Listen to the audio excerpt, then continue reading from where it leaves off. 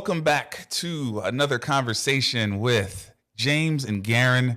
We are excited to have you back today for another one of what I think is becoming our famous discourse, our famous dialogue. And we, let me just tell you, man, there's so much behind the scenes in life and experience that goes into these conversations. And so when we bring them to you, the level of authenticity is actually through the roof. And frankly, when you see us sitting down in front of this camera, we are bursting at the seams to talk, to share, to hopefully inspire, but to also heal.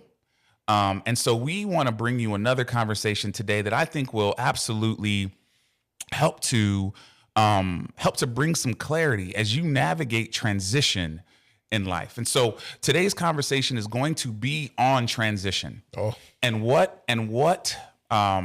transition can look like, what it can feel like, how it shows up in our life, and how we can prepare ourselves, both personally, spiritually, emotionally, to engage with the transition in a way that we bring it closer. We don't push it away. And so with that, Gerren, welcome again. Yes, sir. Mr. Co-host at this point. Welcome again. We were excited to come to you today again. So Gerren, maybe let's just kick it off with when you think of transition, what comes to mind? It brings tears to my eyes, James, because you talked about the work, right? All that entails making this move and making this pivot. It's crazy. And sometimes we're stepping into things that we don't even know what's around the corner. And bringing your family along with you, your friends, everything to this party. Like, what are we doing? What are we doing? So I think you're starting to hit on maybe a good theme to start with, which is, as we think about transition, as we are experiencing transition, the effect, man. The effect. So let's start there. So maybe give the audience a high level overview of your transition, if we can call it that right now. Sure. And let's start with this idea of the effect. Let's start with first, what effect did it have on you? So being, oh my God. So having one thing for such a long period of time we're talking about 19, 20 years of me doing this one thing to a degree, and stepping out of that and moving into something else, like starting that whole process all over again. And I know some people may say, like, sometimes you can transition, but there are times where things are like snatched from you. Absolutely. And you have to start from the ground up. And doing that has been overwhelming in some days, right? But again, having the right frame of mind has helped me to work through this transition, this period, and focus on the things that's really important. And I don't think that I would have had that maturity had I not gone through a lot of the things that I've gone through. So the frame of mind, the mentality, the willingness and ability to, let's say, absorb or the impact of life as it starts to either prepare you for transition or start to nudge you forward. Yeah. So what toolkit did you find yourself reaching into the most? The Bible. So for the broader term, your spiritual life, spiritual right? life, man. Yeah. So break that down, man, because I think this is an incredibly important point. Yeah. And it's less about your denominational affiliation, right? Sure. It's less about, dare I say, what God you pray to. Although we have a preference. It's less about that. But talk to the audience about what that spiritual journey looked like for you. Yeah. And we've mentioned this before in some other videos, but grace was huge for me. And I'll say grace because I had to get to the point where I would accept it so that I could confidently make decisions. For so many years, man, I've beat myself up mentally. I've talked harshly to myself because of decisions that I've made. And that has held me back. It has caused me to speak harshly to people, unbeknownst to me. But the way that I communicated, it was harsh because I was used to speaking that way to myself, right? So when I accepted grace, that was such a huge thing for me, man. So it allowed me to flow. It allowed me to get up and start again and lean into my spiritual life even more. Okay. So this concept of grace, by the time this comes out, the audience would have seen our 4-part series on forgiveness. Forgiveness, oh man. And the second part of that series was on self-forgiveness, right? First 2 episodes were on forgiving others. Second 2 episodes were on self-forgiveness. Yeah. And in that episode, we talked about the process of looking internally, finding those things that may have been from trauma or other things in our past, and seeing how those things are showing up and manifesting in our life today, even though we thought they were in the corner, they were buried, they were gone. Yeah. So this idea of self-forgiveness and how it's showing up in your spiritual walk, is there any like 1 or 2 things you learned about the idea that in order to accept grace, you have to first be willing to forgive yourself, because grace requires an acceptance that you deserve it? Yeah.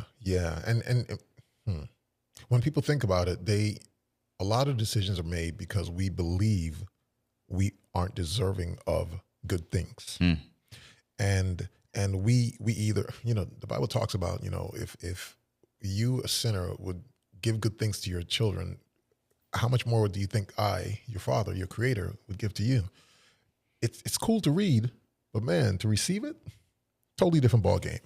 And for me, taking that step of forgiving myself for past mistakes, for thoughts, for just actions that I've taken, man, over the years, I didn't believe that God really meant what he said.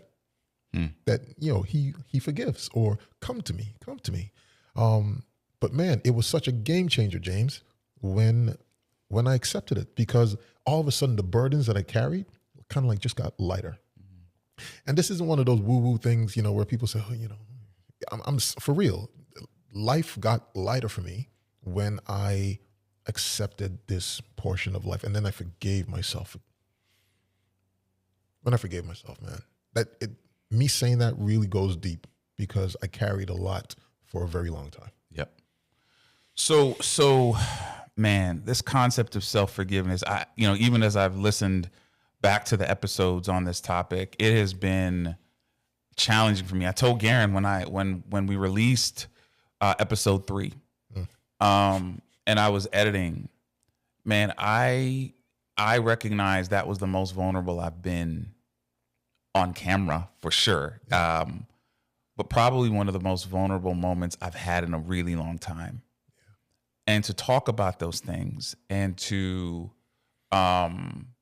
express them in a way that articulated it as the journey that I've been on.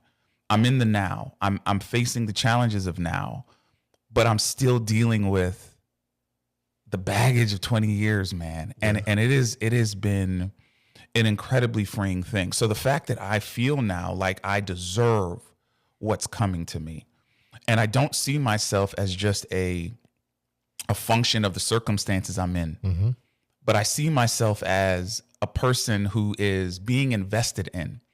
And that investment, just like the stock market, has its up days and it has its down days. But the general trajectory is a 10% gain in returns every year.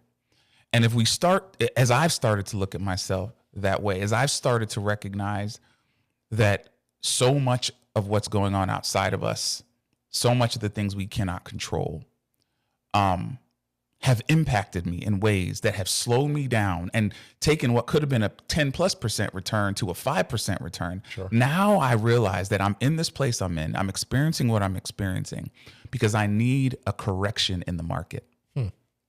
Well said. I need to show up and now get above 10% so that by the end of it, I can say I've been on the journey I was supposed to be on. Gerren, any reaction to that? Listen, well said, man. Well said. As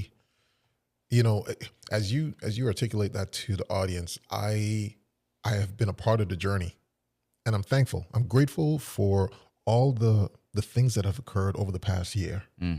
For you, for us within our friendship, because man, when I saw that video, brother, the fact that you were speaking, the fact that you pressed not just record but post and I'm sure you probably walked away. Oh, you better believe Yo. I almost said, look, I'm not gonna let this one fly, man. I think Right? I'm gonna keep this in the can. Right? But I had to. I had to. I had to. Yeah. Good for you, and then good for the people who it will resonate with the most.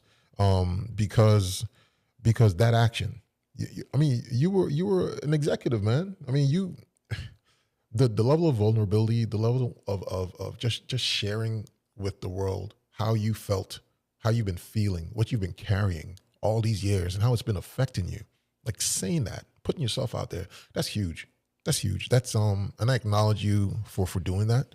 I was very impressed by it, and I'm glad that I was a part of it, and been able to just to witness it, man. You know, we always joke about how we first met and how I didn't like this dude. I really didn't, right? But who knows, man? I mean, maybe some of maybe even back then, you were carrying some stuff. Oh, absolutely. Right. And that was probably fresh. Yeah. Thick in the threat fresher. Yeah. Yeah. So I was receiving strays, not even knowing that this is what it was, man. Yeah. But I'm glad that we've weathered the storm. And that's a testament, man, to working through relationships and friendships, being able to stay open long enough, being able to, I'm going to mention it, right? So this book club that we were at where we first met, right?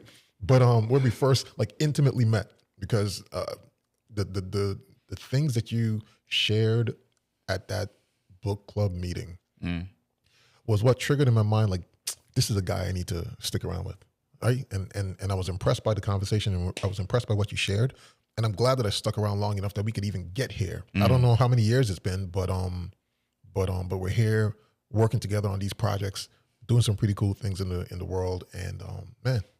That was 2009.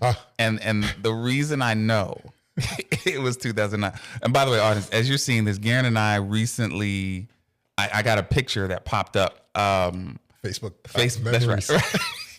It popped up. Jeez. And it was a picture of the event Gerren is talking about. Yeah. And that was a memorable day for so many reasons. And, when you think about 2009 till now, how many paths has that picture gone down? Yeah. How many relationships formed, relationships not formed, people moving on to new phases of life. I mean, that picture truly is worth 1,000 words. It is. Because of the dynamics of it. But I know it's 2009 because several months later, I met Christina. Yeah. And so I vividly remember where I was at that point in life. It's another episode. Yep. But man, again, so let's get back to the conversation on this concept of the spiritual impact of transition. Yeah. And so again, leaning into your spirituality, your spiritual foundation, making sure you have the level of focus and clarity so that you can hear the whisper. So you and I talked about it this way. We all endure the banging at the door, right? The banging at the door of anxiety, the banging at the door of fear, the banging at the door of depression. Yeah. And we believe that there's always a whisper, right? The whisper is the counters to the banging. And if we get into the right frequency, the whisper can help us bring context to the banging. Yeah. Right. And we've all put on noise canceling headphones. You've been on a long plane, you put on noise canceling headphones. And the headphones today, at least mine do, my Sonys do this. If somebody comes close to me and talks, it slightly dulls the noise canceling so I can hear them whisper. And then when they stop, it goes out again. It drowns out the louder noise. It drowns out the baby crying. It drowns out, whatever's going on around me, in the front or behind, back on the plane. But when the flight attendant says, "Hey, what do you want to drink?" I can hear her. Yeah. Yeah. It's that type of tuning that a solid spiritual foundation, again, whatever that spiritual connection is, does for us, man.